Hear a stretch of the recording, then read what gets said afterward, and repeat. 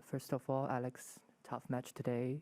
Sorry that they didn't go entirely in your way, but still a great week here with a good couple of matches. How would you reflect on your experience this time? Yeah, look, overall I think it's been a good Aussie summer for me. I've played some good matches, had some good results. Obviously, a little bit of a bittersweet ending.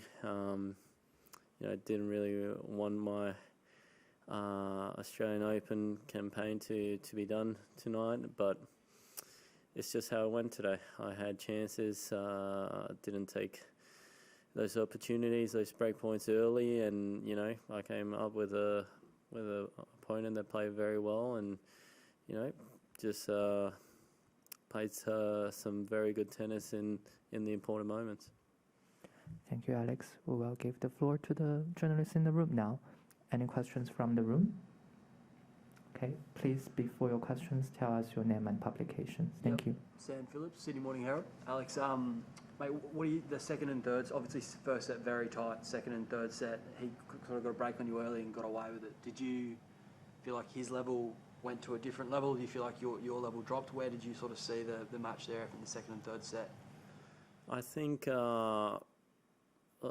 second set I had break points first game of the second set, and I didn't convert kind of again. So I think up to that point I was maybe 0-6 on break points, and look, he started to lift his level as the court kind of had shade. There was no more sun, so he was able to really hit the ball through the court a lot more. I mean, we all know the amazing firepower he has. So I felt like, I played a loose game to get broken. I just missed a couple forehands, which I tried to press a little bit more than maybe I should have. And as you said, he got the early break and kind of was able to run away. I still had a lot of chances on his service games. It just didn't feel like it was coming. I had fifth 30s, I have love 30s, I had some break points. Just those points, some I don't think I played well, and others I think he played really well. So a combination, a bit of luck, maybe could have changed that around. Next question. Jeds, that's SEN, the first serve. Alex, firstly, well done on a fantastic week. What are your immediate plans going forward now? Do you plan on sticking around in Australia for the next couple of weeks? What's your immediate plans going forward? Well, tournament-wise, I think my next tournament will be Rotterdam. Whether I stay here or not, I haven't decided yet, but considering my next tournament is in Europe, there's a good chance I'll head over there and kind of get ready for that. But yeah, it's been a good start to the season, bringing in some good momentum, and came up short today, but happy with where my level is going. It's definitely a big improvement from last year, and I'm excited for what's to come. Next one, please.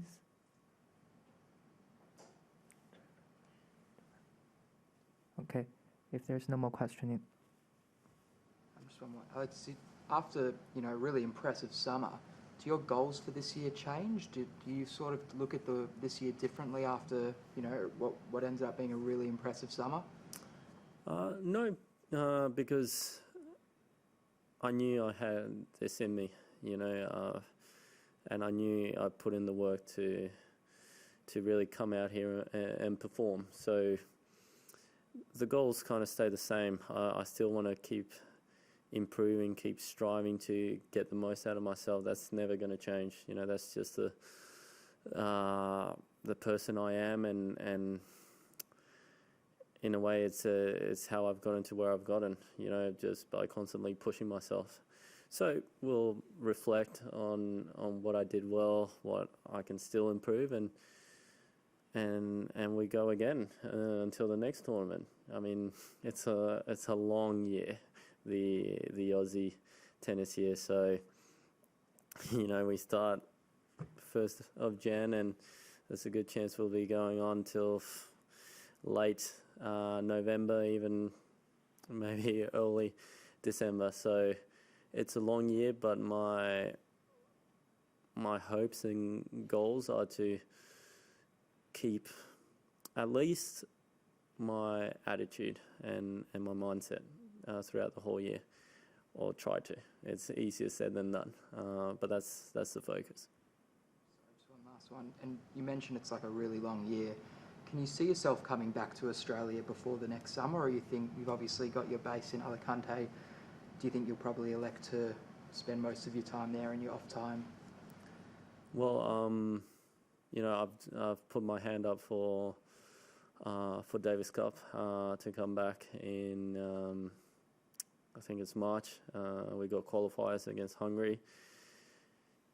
If I'm in the team, I'll definitely be back here. So that's a time for me to be back. And we'll see. We never know. I mean, the tough thing with Australia is it's so far away, and we do a lot of hours on the plane already. So if there's any way of minimising that, then there's a good chance we'll take that option. We'll have one last question in the room. Alex, can I just ask you, mate? You've played with Nick before in that team environment. Are you enjoying watching what him and Tanasi are doing at the moment? Will you stick around and cheer them on if they go and try and win a Grand Slam doubles title, mate? What's it been like watching as a fellow Australian, a fellow player, these two boys sort of take the doubles scene by storm? I think as a fellow Australian, it's exciting whenever any Aussie player does well. I think we've got such a great team chemistry. I mean, you got Nick and Koch doing great stuff. We got Ebden and Purcell still, Pearsey still going. I think it's exciting stuff. I mean, it's amazing how the level they can show and put on the court day in and day out, and it's going to be very interesting to see how the week unfolds, that's for sure.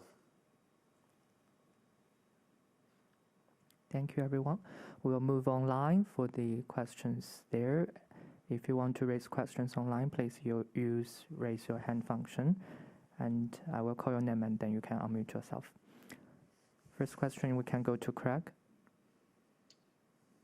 Alex, that first set, I mean, I'm sorry if this was asked at the beginning, that first set, the importance of that, the chance that there were some opportunities for you. So not to say that you didn't stop fighting, you would never do that, but was there a level of deflation after you didn't clinch that first set? No, not really, because I knew, as you've said, I had so many chances in that first set. It was about kind of staying within the moment, and first game of the second set, I had even more chances to break. Now the match, I felt drastically changed as soon as kind of the shade came in and it wasn't as hot. Conditions got a little bit slower, a little bit heavier, and I felt like he was able to kind of free up a bit on his ground strokes and really let loose. So that made it a little bit harder for me to kind of counteract that. And I had a not so good game on my serve where I kind of broke myself, had missed a couple short forehands, and then still had chances to break, but it just didn't go my way. I don't think I played those points too well. So it's, you go back to the drawing board, you had your chances, you didn't execute today, but it's the way forward. I mean, I stayed positive, I stayed in it with a good mindset, and wasn't meant to be today, but I'm sure next time, if I keep doing what I'm doing, it'll go my way.